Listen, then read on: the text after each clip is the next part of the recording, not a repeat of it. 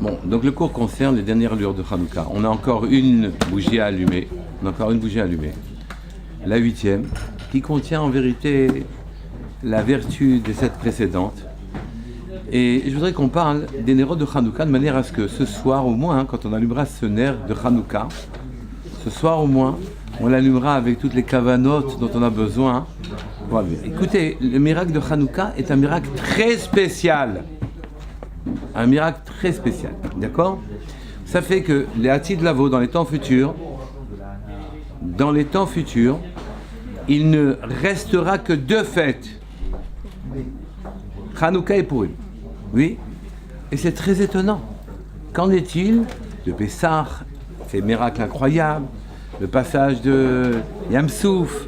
Qu'en est-il de Sukkot, les Sukkot et les Ananéa Kavod qui ont accompagné les gens dans le désert? Tout ça, ça passe à la trappe. Tout ça, il n'y aura plus de fête là-dessus. Ben non, il restera Hanouka et Purim. Donc on voit que ces 2 fêtes-là ont une vertu spécifique et particulière que je voudrais qu'on décrive correctement et clairement. Finalement, à Hanouka,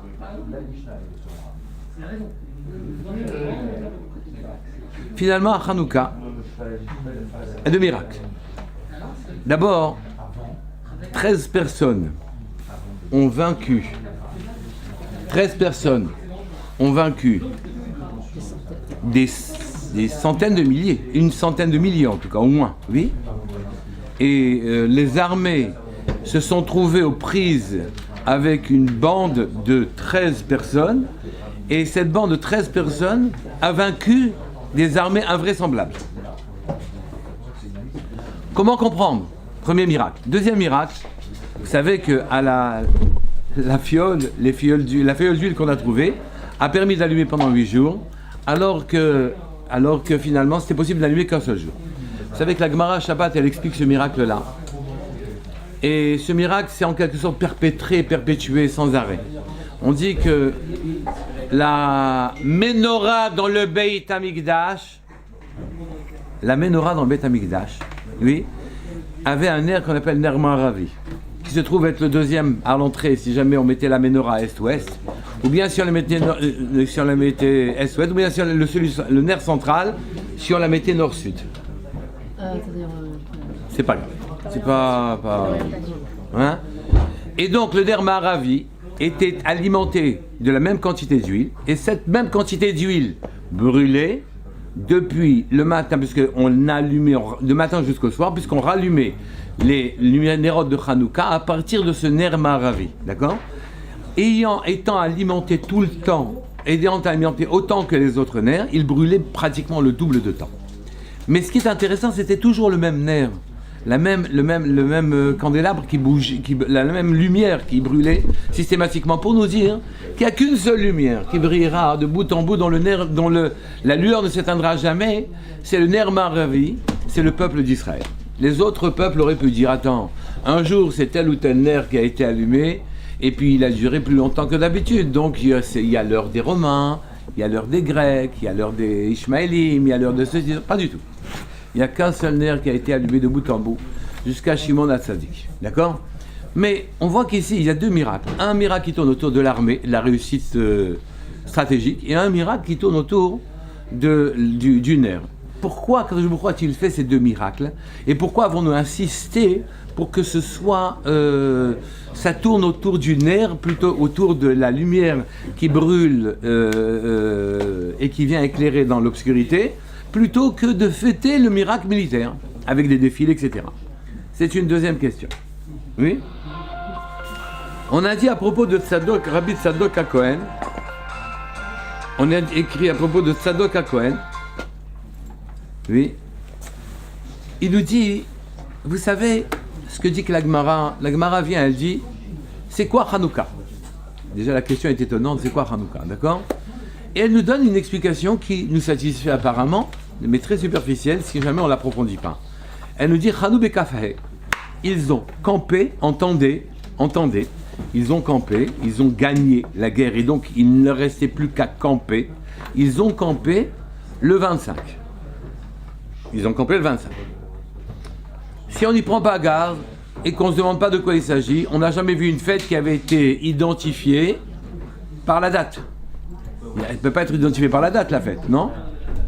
On n'a pas dit c'est le 15 Tishri Sukkot, on n'appelle pas Sukkot le 15 Tishri, on n'appelle pas Shavuot, etc. On ne les appelle par la substance, ce qui s'est passé par l'événement. Ici, Chanou et Kafé, ils se sont reposés, ils ont pu prendre campement le 25, ça veut dire quoi? Vient Rabbi Tzadok HaKohen et il cite un Tikkuné HaZohar, oui, et il dit en vérité le 25 Chanou et Kafé, ils ont campé dans 25. 25, ça veut dire ils ont campé dans les 25 lettres du Kiryat Shema. Ils ont dit Hashem Echad, Shema Israël, Hashem Elokeinu, Hashem Echad. Comme si ils avaient lutté pour vaincre pendant 24 jours, oui, et ensuite ils sont arrivés au Shem Echad, Yud Kevavke, d'accord? Et c'est quoi les 24 jours? Vous savez qu'il y a 25 lettres dans Shema Israël, Hashem Elokeinu, Hashem Echad, mais il y a 24 lettres dans Baruch Shem Gvodo Leolam Vaed. Donc, ici, il y a deux statuts de compréhension, deux manières d'appréhender le monde qu'on va progressivement expliciter.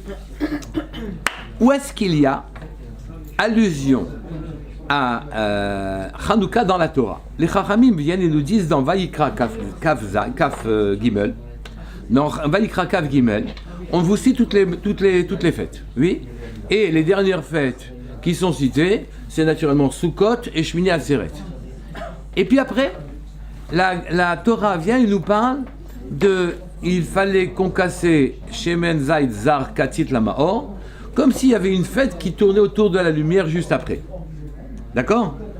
Et donc, on comprendrait que dans la Torah, après qu'on ait fini de fêter Shmini Atzeret, il y a une allusion, une fête qui porterait sur l'allumage des Nérot. Je viens petit à petit, d'accord? Oui. Comme s'ils savaient qu'ils devraient encore, eux, les Bnei Israël, fixer une fête après Shmini Atzeret.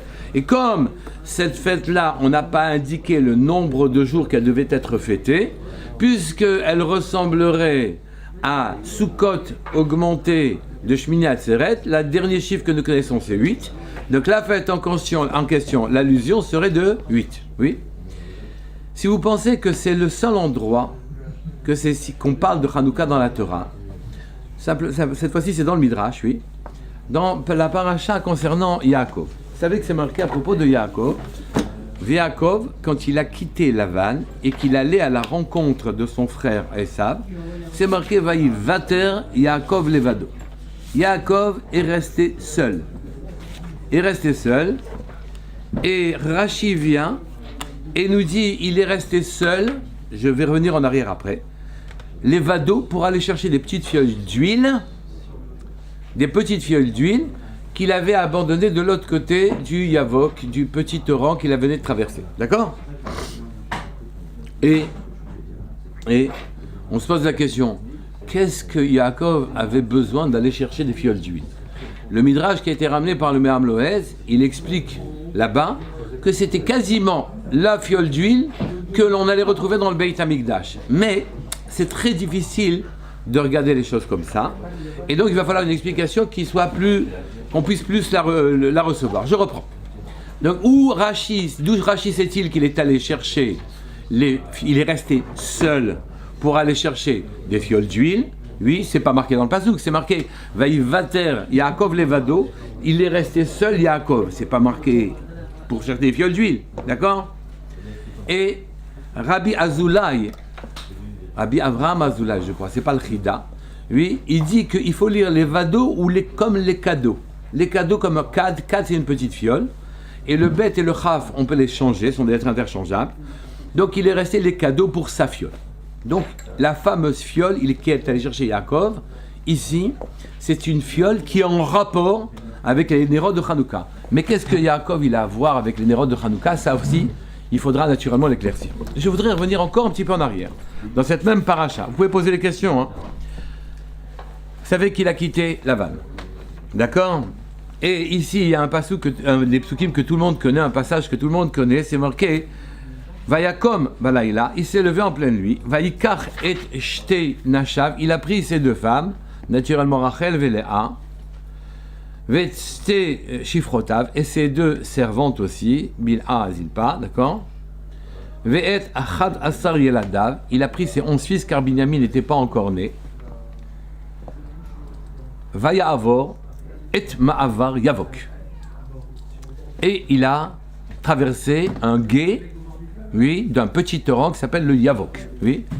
Écoutez, Rashi nous explique qu'il a fait passer sa famille, il l'a fait passer lui-même d'une rive à l'autre. Donc c'est un ruisseau, un petit cours d'eau négligeable, oui. Si la Torah vient et elle vous parle du Yavok, c'est qu'il y a une raison, oui. Deuxièmement, quand on lit bien le pasouk, c'est marqué ici, oui, Vaïkachem, Vaïavirem. Il a pris et il a aidé à faire passer, sa famille et ses biens. Vaïkachem, Vaïavirem, et Hanachal, Vaïaver, et Asherlo. Il a fait passer sa famille et ensuite il a fait passer ses biens. Écoutez, franchement, c'est un concept qu'on ne comprend pas facilement. Que lui, il passe et qu'il laisse la famille derrière, ou lui, il passe et il laisse ses biens derrière. Évidemment qu'il a fait passer sa famille. Évidemment qu'il a fait passer ses biens. Il venait de quitter la vanne avec tous ses biens. Il allait offrir des cadeaux à son frère. Il a traversé un petit torrent, un gué qui s'appelle Yavok là-bas. Oui. Qu'est-ce qu'on me veut dans le pasouk en disant et ensuite il a aidé sa famille à traverser? Évidemment qu'il a aidé sa famille à traverser. Évidemment qu'il a fait traverser ses biens. Sauf si vous dites qu'en vérité ici il y a encore une allusion au fait que Yaakov est en train de se soucier de sa famille au sens le plus large qui soit et de nos biens au sens le plus large qui soit. C'est-à-dire qu'en vérité Yaakov est en train de préparer un avenir qu'il savait difficile pour nous. Oui, un avenir où dans l'obscurité, parce que c'est marqué Balaïla, dans la nuit, il va taire l'évado, il est resté seul. Et ici, un tzaddik ne peut pas rester seul dans la nuit. Oui, pourquoi? Parce que dans la nuit, il est agressé par des forces qui lui en veulent, qui veulent diminuer sa gdoucha. Et lui, il est resté seul pour des fioles. Vous pensez qu'il est resté seul pour des fioles si jamais il n'y avait pas derrière ces fioles-là quelque chose à sauver? Il est resté seul et il a aidé sa famille à traverser. Traverser quoi? Dans le futur, dans le présent, il a aidé à traverser le Yavok, oui, qui est un tout petit fleuve. On n'aurait même pas dû noter, la Torah n'aurait même pas dû noter qu'il a aidé sa famille à traverser un petit fleuve. Évidemment qu'il a aidé à traverser le petit fleuve, d'accord? Qu'est-ce que la Torah veut par cette histoire de Yavok et d'aider à traverser sa famille, si ce n'est qu'en vérité, Yaakov est là pour pouvoir, dans l'obscurité noire de la galoute, puisque c'est dans la nuit qu'il est resté seul, à un moment où les Juifs sont seuls, oui, eh bien, ils auront besoin d'une lueur pour pouvoir venir les éclairer. Et à ce moment-là, sa famille pourra passer. Passer de quoi à quoi? De l'obscurité à la... Bien sûr que c'est la fiole, c'est l'obscurité à la lumière. Mais il y a quelque chose de plus subtil derrière. On dirait qu'ici, il y a un événement particulier. Vous savez que les lumières de Hanouka, elles s'allument au plus sombre de l'hiver. Au moment où les nuits sont très très longues, à ce moment-là où l'incompréhension, la galoute, oui, est là, à ce moment-là, des lumières peuvent s'allumer et viennent nous éclairer. On a besoin de lumière à ce moment-là, dans la nuit. Et vous savez aussi que par obscurité, on n'a jamais entendu obscurité visuelle, physique, oui. On n'est pas en train de dire il fait noir, on ne voit rien. Par obscurité, on entend le plus souvent qu'on ne comprend pas. Ou plutôt, on comprend, et ce qu'on comprend est faux. Comme de la même manière que de loin, on confond une statue à un homme. Dans la nuit, on confond n'importe quoi, un arbre avec un homme. Et que donc, c'est pas qu'on ne voit pas. Ce que l'on voit est faux. Et ça, c'est le propre de la galoute. Où nous vivons dans une galoute noire, dans laquelle on s'imagine qu'on a la vérité en face des yeux, et on réagit en fonction de la vérité, alors qu'en vérité, on est très, très, très loin. Au mariage, j'ai fait une comparaison. Oui. Tant que si vous regardez le soleil au travers d'une passoire, vous voyez de la passoire arriver des petites lumières, des petites lueurs comme ça qui viennent apparaître. Oui. Si vous enlevez la passoire, vous avez la lumière en face le soleil en face de vous. D'accord? Et les petites lumières sont en quelque sorte ce que nous avons devant les yeux quand on ne voit pas bien. Oui. On croit que le médecin, c'est lui qui vous soigne, que l'ingénieur, c'est lui qui vous aide, que le bâtisseur, c'est lui qui bâtit. On croit que les forces sont distinctes et disparates. Il y a la thermodynamique, il y a la truc des fluides, la dynamique des fluides, il y a la force nucléaire, il y a la force financière, il y a la force stratégique, il y a tout ce que vous voulez. Il y a des pays forts, des pays faibles. On croit, on s'attache naturellement à tout ce qui est superficiel, qui a une efficacité apparente et immédiate. Oui, on s'accroche à la petite lueur qui sort de la passoire. Oui, on ne voit pas naturellement de la grande lueur en question. Donc ici, dans l'obscurité noire de la galoute où on est seul, il est venu Yaakov bien avant, il a amené de l'huile qui nous permettait de rallumer. Donc on voit qu'Yaakov s'est soucié pour les générations futures de ce qui allait se passer. Mais ça va plus loin, d'accord? Parce que c'est marqué Vayivater Yaakov Levado, il est resté là-bas, avec Ishimo. Et là-bas, il y a une lutte contre le Sar, le chef spirituel de Édom, oui, le Yetzer Hara, Samamavet, d'accord? Et il a lutté avec un ange, oui, Ad Alot HaShachar. Naturellement, tant que les choses ne sont pas claires, c'est là qu'il y a lutte, oui. Mais quand les choses sont claires, il n'y a plus de lutte. La vérité, elle est là. Elle s'offre à tous et personne ne peut la contester.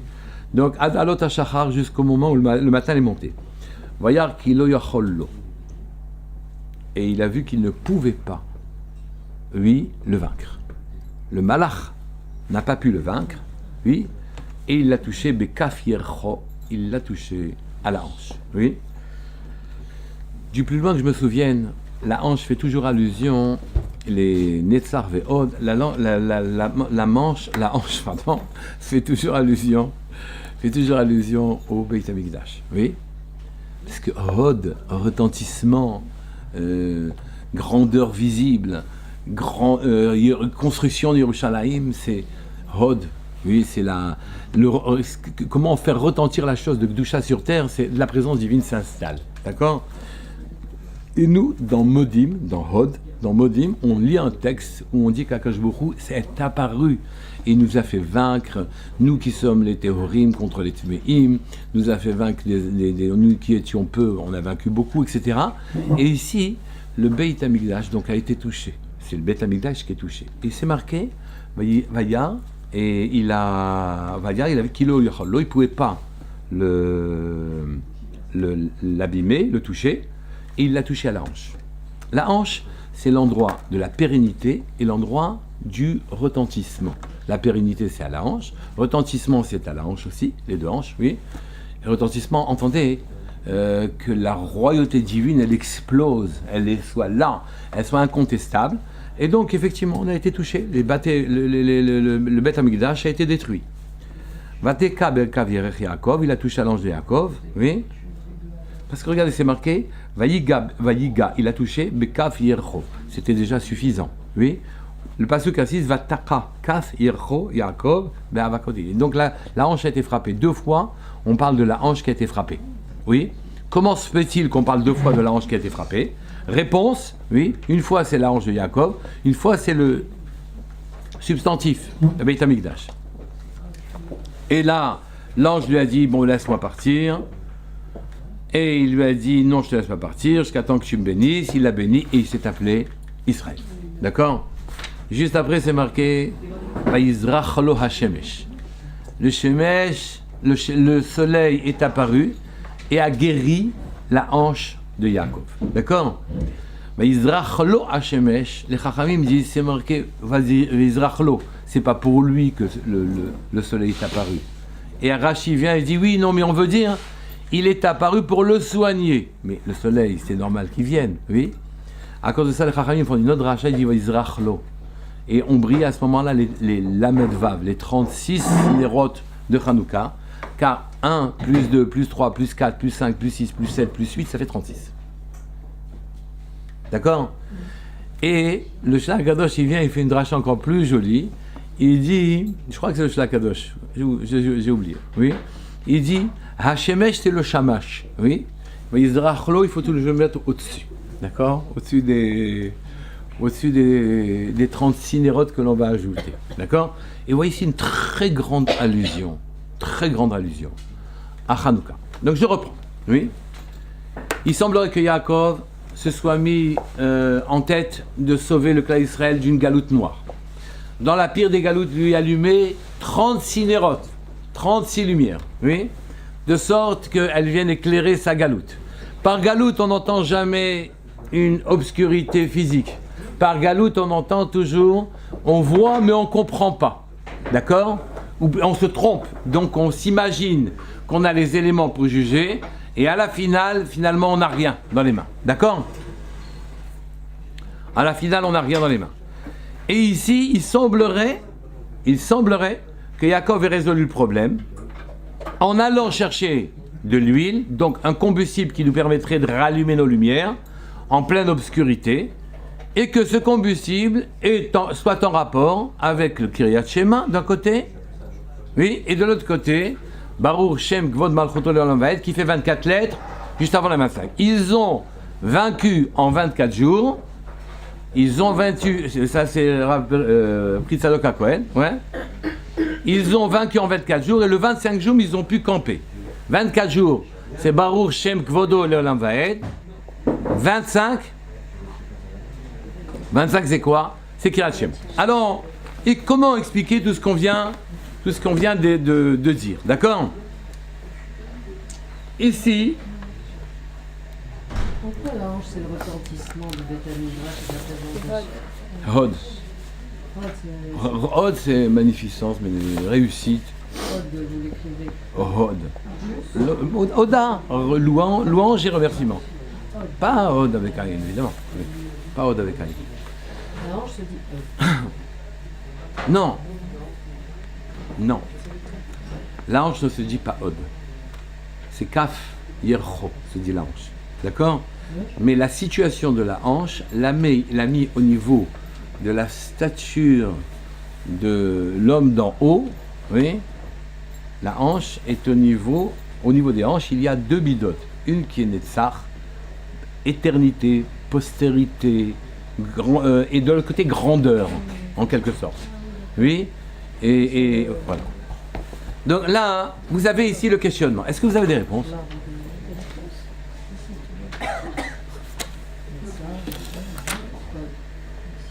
C'est l'engendrement et de l'autre côté, la grandeur, d'accord ? Alors, 25, c'est chez moi. Hein ? 24, c'est pas le prochain qui donne. Et 24 lettres et 25 lettres. Quel rapport ? Quel rapport ? Vous savez qu'on dit voir 36 chandelles. Non, je ne veux même pas rentrer ce truc-là là-dedans. Même pas la C'est rentrer. drôle, ça. 36 chandelles. Et donc, ici, comment comprendre cette chose-là ? Il faut savoir ce que Akadosh Baruch Hu a voulu avec nous à Hanouka. Akadosh Baruch Hu a voulu que l'on comprenne que la vie, même dans les choses les plus naturelles qui soient, oui, n'est qu'un miracle.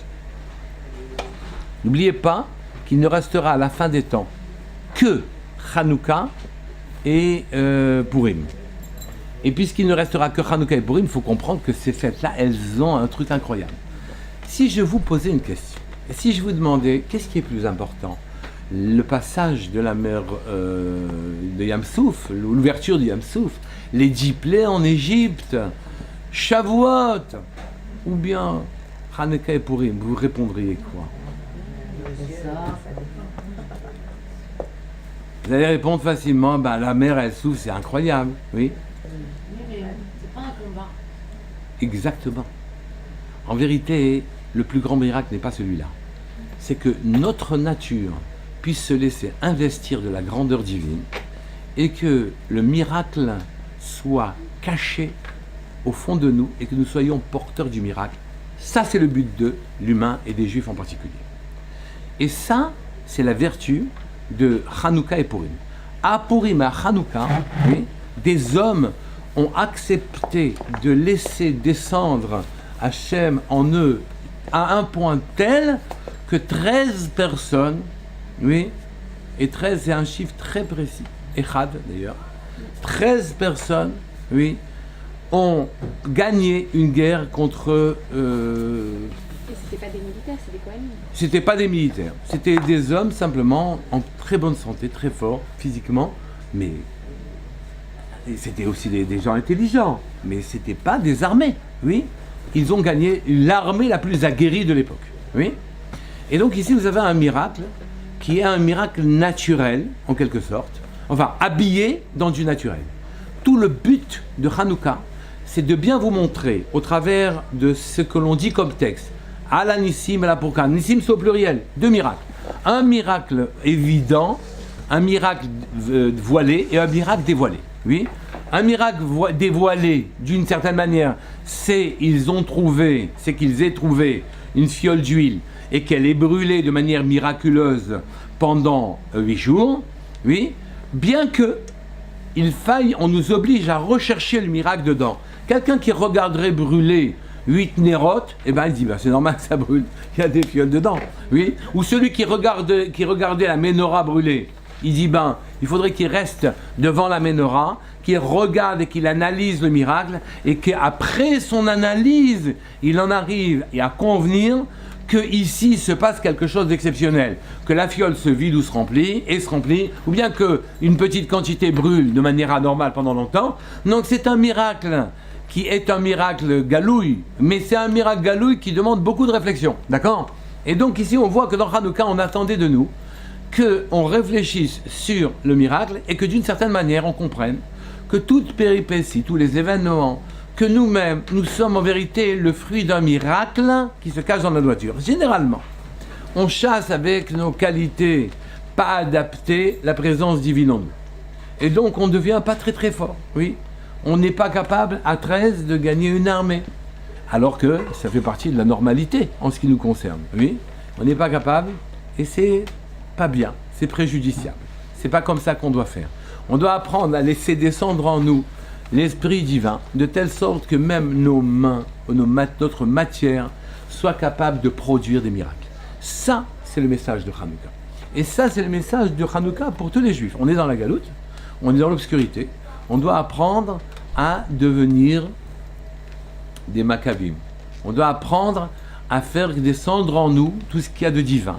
Et ne pas repousser les pieds de la Shrina qui veut à tout prix rentrer, et ne pas lui laisser de place.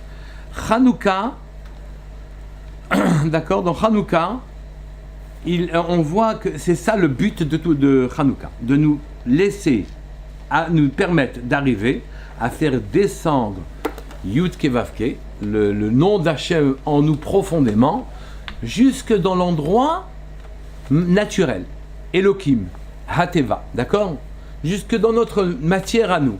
Et le faire descendre jusqu'à temps que nous soyons vecteurs d'un miracle. Et Akadosh Baruch Hu, il préfère un miracle qui est fait par nous qu'un miracle qui est fait par lui. Il n'y a pas de participation.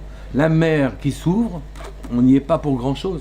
La malchoute, les choses terrestres en bas, elles observent, elles admirent, mais elles n'ont rien fait.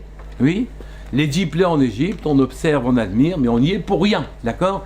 Que Hachem ouvre les 7 cieux à Shavuot, on y est pour rien. Quoi? Ça nous a réveillés, par contre. Ça nous réveille, d'accord, mais on s'endort l'instant d'après, si jamais on n'est pas prêt. Oui. Le problème, bien sûr qu'on est réveillé, c'est tout à fait vrai. Mais seulement, si jamais on n'a pas préparé notre terrain, notre terreau, alors à ce moment-là, très rapidement, on retombe. C'est ce qui s'est passé dans le Sinaï, c'est ce qui s'est passé à chaque génération. Et Hanouka nous enseigne que nous devons prendre progressivement notre dimension, que notre matière prenne la dimension divine qu'elle doit acquérir. Et que Jourou nous a mis dans l'obscurité exprès pour ça, pour qu'on produise de la lumière. Il nous a laissé dans la galoute exprès pour ça. Les Juifs sont pressés, comme on a vu dans le Maharal à plusieurs reprises, c'est sous la pression qu'on produit notre huile. Oui? On ne sait pas la produire malheureusement sans pression. On se perd dans les délices de Capou, on se perd dans la vie de tous les jours, et on n'est plus capable de regarder dans la vie de tous les jours ce qu'elle a d'incroyable, ce qu'elle a de miraculeux. On ne le voit plus, on ne le reconnaît plus. Et à partir de ce moment-là, on n'est plus capable de faire ce que l'on doit être, d'arriver à être ce que l'on doit être, un vecteur pour le miracle en question. Oui? Vraiment, je peux poser une question? Oui? Vous avez dit elle a brillé 8 jours. Oui. Mais alors, pourquoi est-ce que le premier jour c'était normal qu'elle brille? Alors après, c'est les 7 jours. Alors il y a plusieurs discussions sur ces miracles. Une des discussions, c'est que le premier jour de trouver une fiole, alors que les Grecs avaient pris soin d'enlever toute lumière en Israël. Vous vous souvenez qu'on a parlé avec le Maharal très clairement de cette chose-là.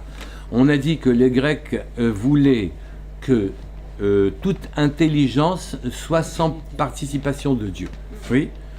Le drame dans lequel nous avons été précipités avec les Grecs, c'est qu'ils ont offert une alternative à la chokhma.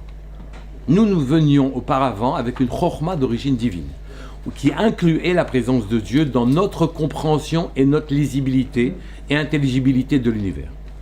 Sont venus les Grecs, ils ont dit, il n'y a pas besoin de Dieu. Il n'y a pas besoin. Il n'y a pas besoin. Avec la logique, avec une puissance mentale, en écartant subrepticement, en douce, oui, les inconnus qu'on n'arrivera pas à résoudre, la mort, la vie, le monde, d'où il vient, etc., ça, pas la peine de s'en soucier, il n'y aura pas de réponse. Si je ne me soucie pas de ça, et que je regarde les choses par le petit bout de la lorgnette, alors à ce moment-là, j'arrive à appréhender très très loin la matière elle-même, et la dominer avec ma tête. Or, auparavant, les Juifs, leur chokhma était une chokhma ilaha, qui incluait la divinité, qui inclut la présence divine. Et les Grecs ont offert une alternative, khalila, si on peut dire entre guillemets, à la chokhma. On est capable aujourd'hui d'aller dans la Lune, grâce à cette chokhma grecque, oui.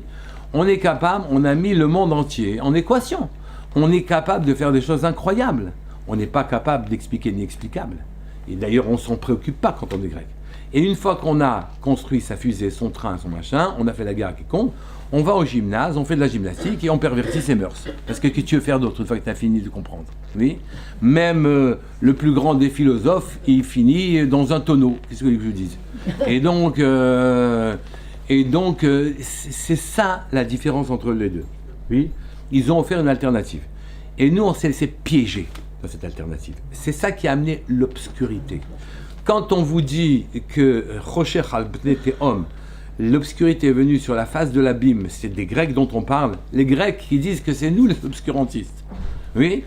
Et nous, on nous dit, en offrant une alternative, en nous laissant penser que sans laisser de place à Hachem, on arrivera quand même à utiliser la matière, alors à ce moment-là, ils nous ont perturbés et perverti l'esprit. Oui. Et ils ont chassé Hachem de chez nous, et en ayant chassé Hachem de chez nous, eh bien, ils ne nous ont pas permis de prendre notre véritable dimension. Et quelle est notre véritable dimension? Oui, d'être capable de faire descendre Hachem jusque dans notre matière. Mais il ne restera comme fête que Hanouka et Purim, que parce que dans ces fêtes de Hanouka et Purim, on a été capable d'investir notre matière de la présence divine. Et Dieu, Hachem, il veut que ce soit des miracles qui soient faits comme ça, par les hommes.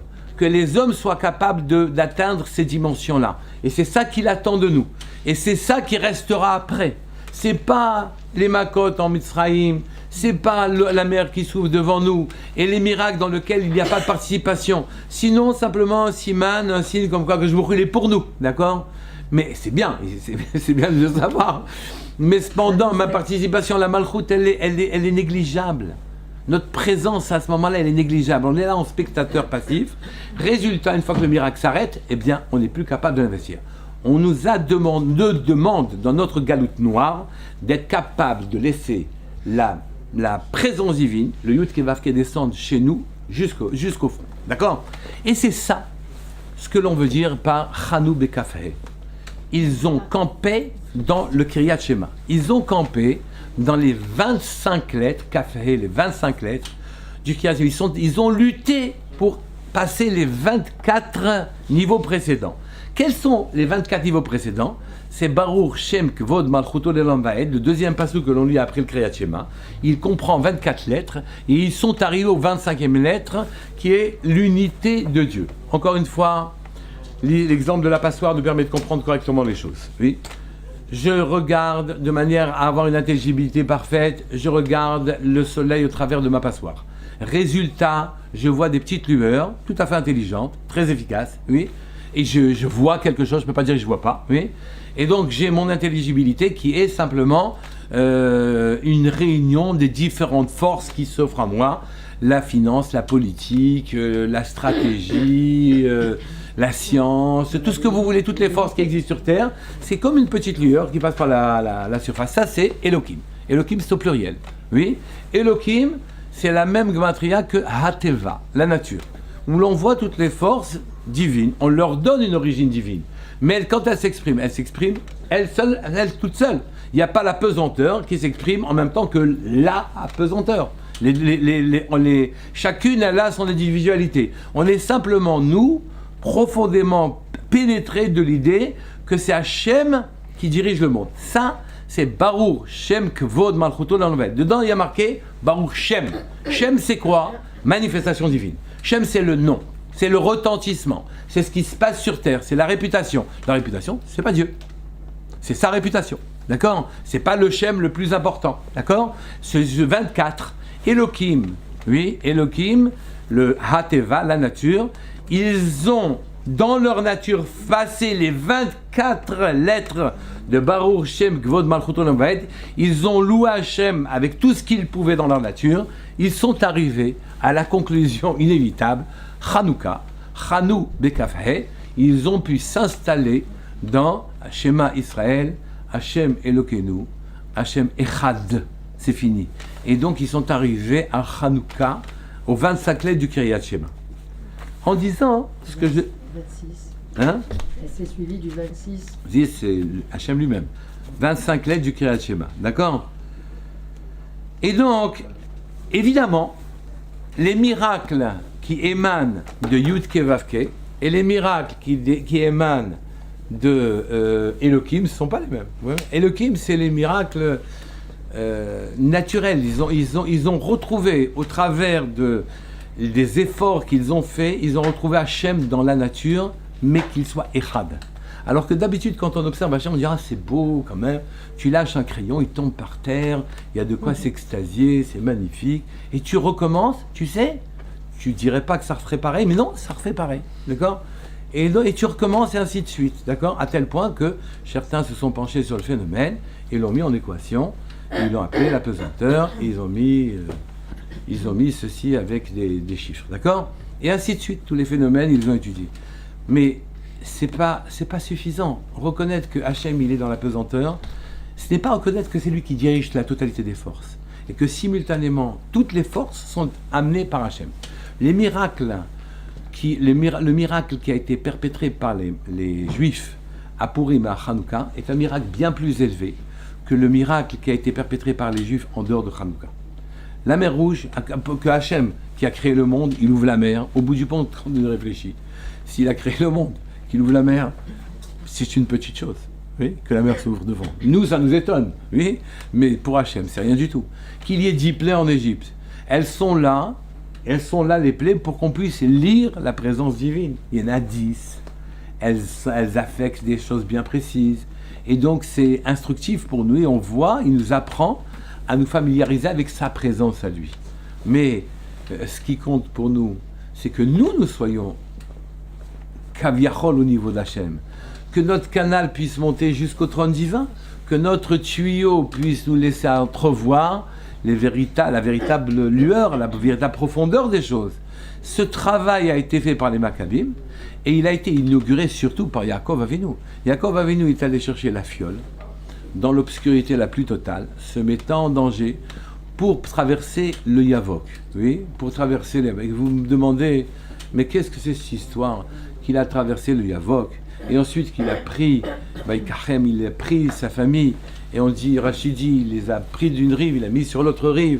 Et ensuite, il a pris ses biens, et il les a pris d'une rive, il a mis sur l'autre rive. Est-ce que le Chumash devrait s'inquiéter de ces détails? Quand vous partez en vacances et que vous avez fait traverser à votre famille le ruisseau, là-bas dans la montagne, quand vous racontez vos vacances, est-ce que vous racontez que vous avez pris la truc où vous mettez l'eau et tout ça, et le goûter, tout ça, vous l'avez prise d'une rive et vous l'avez mettée sur... Vous racontez ça? Vous racontez pas? Eh bien, dans la Torah, c'est marqué. Il a fait traverser ses biens. Il a fait traverser sa famille. Est-ce que vous imaginez que Yaakov allait laisser, naturellement, lui, une fois qu'il a traversé, il a laissé sa famille derrière? Évidemment que non. Donc, c'est vraiment superflu. Oui.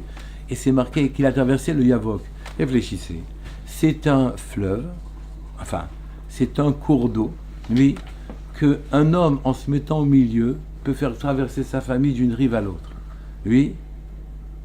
Bien sûr, ce n'est pas la Seine, oui, mais c'est même bien moins que les ruisseaux qu'il y a en France. De quoi, qu'est-ce que le Passouk veut avec ce Ma'avar Yavok? Oui, il a traversé le Yavok. Ça veut dire quoi, Yavok? Yavok, c'est le nom. Il n'y a pas une signification particulière. Yavok, c'est le nom du fleuve. C'est le nom du fleuve. On dit fleuve parce qu'il est dans la Torah, mais c'était un rue, d'accord? Eh bien, les Chachamim nous expliquent que Yavok, en vérité, ça fait 112. Ouf, 100, Yud, 110, Bet, 112. 112, c'est exactement 86 plus 26.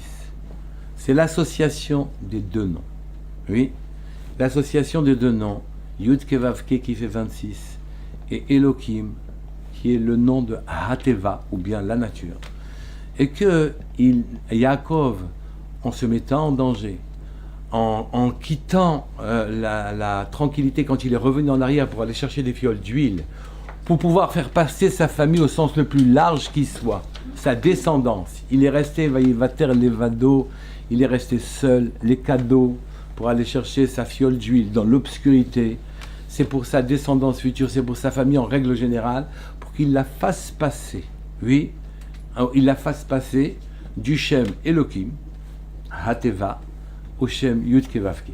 Qu'il la fasse passer des 24 lettres de Baruch Shem Kvod Malchuto L'Olam Vael aux 25 lettres de Shema Israël, Hashem Elokeinu, Hashem Echad. Et sans lui, sans sa trace à lui, sans son effort à lui, dans le passé, eh bien, le futur aurait été difficile. Le futur aurait été difficile. Et l'on voit qu'ici, Yaakov est venu nous familiariser avec l'idée qu'on est capable, nous, de passer à 100, de passer le Yavok, de passer à 112, d'être à la fois en bas et à la fois en haut.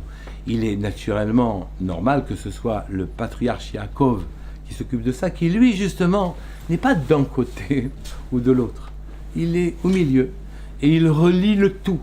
On dit qu'il fait partie il est le Vav, d'accord, qui relie le haut au bas et qui rassemble les composantes qui sont sur le côté.